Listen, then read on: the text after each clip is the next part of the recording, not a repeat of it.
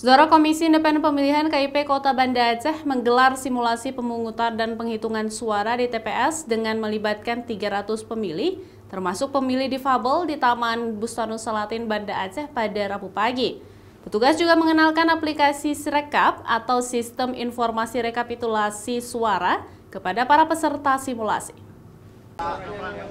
Sebanyak 300 pemilih di Banda Aceh mengikuti simulasi pemungutan dan penghitungan suara di TPS di Taman Bustanus Salatin, Banda Aceh, Rabu pagi.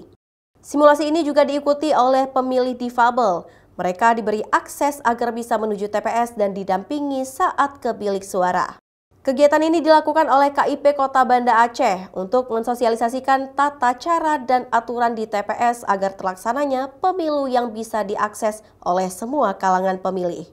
Selain itu, KIP Banda Aceh juga mengenalkan penggunaan aplikasi Sirekap atau Sistem Informasi Rekapitulasi Suara kepada peserta simulasi. Simulasi yang kita laksanakan hari ini itu adalah simulasi real seperti yang kejadian di hari H. Di mana dari proses pembukaan TPS sampai dengan penutupan TPS, kemudian juga ada proses pungut hitung itu sama persis seperti hari H.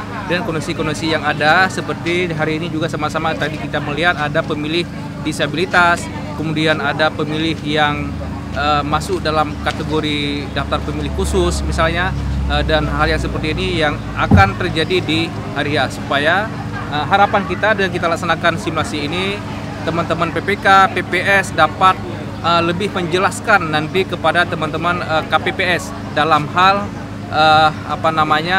BIMTEK kepada petugas yang di jalan paling bawah, yaitu adalah KPPS. Nantinya petugas KPPS akan mendokumentasikan hasil penghitungan suara di TPS pada formulir C1 dan mengunggahnya ke aplikasi Sirekap. Sirekap hanya alat bantu agar masyarakat bisa mengakses dan bisa melihat hasil penghitungan suara di tingkat TPS.